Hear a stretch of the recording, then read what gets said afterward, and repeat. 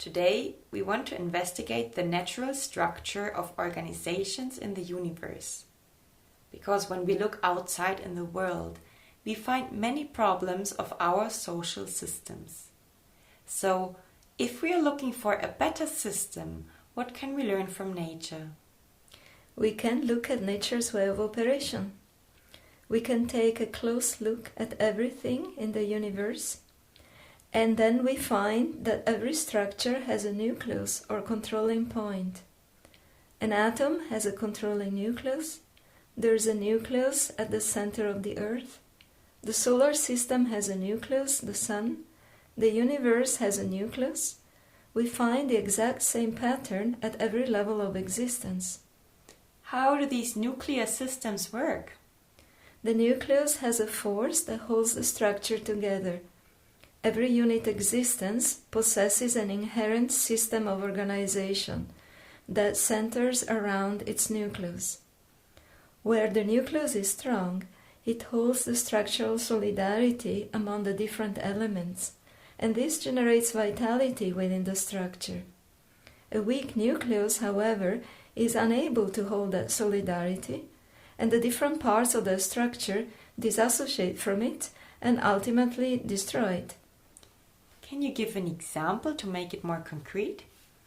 An example of a structure can be the human body. In this structure, trillions of cells exist, each having a designated task. They are micro-individuals. They have a life of their own, yes, even a mind of their own. They specialize in different tasks, and each knows exactly what to do.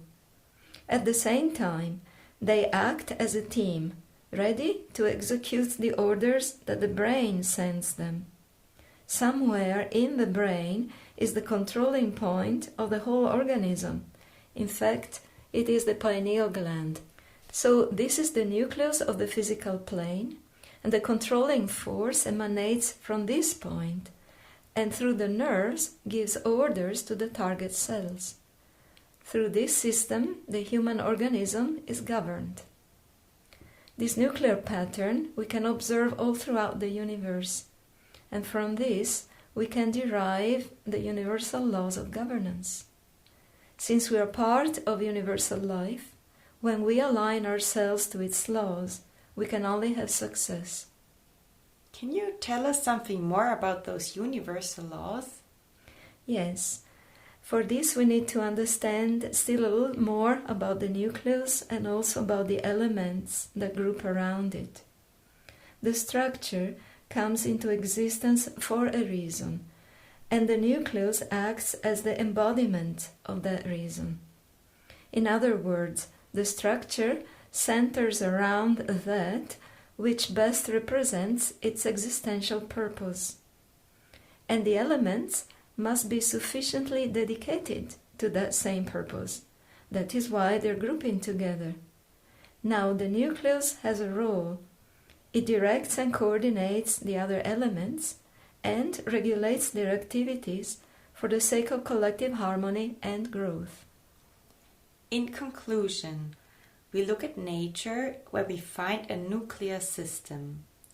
Now, if we apply those to our communities, we can create a social structure that really fulfills the purpose of collective growth and well-being. But for that, it is a necessity that the people in the nucleus authentically represent this purpose and are capable of acting accordingly.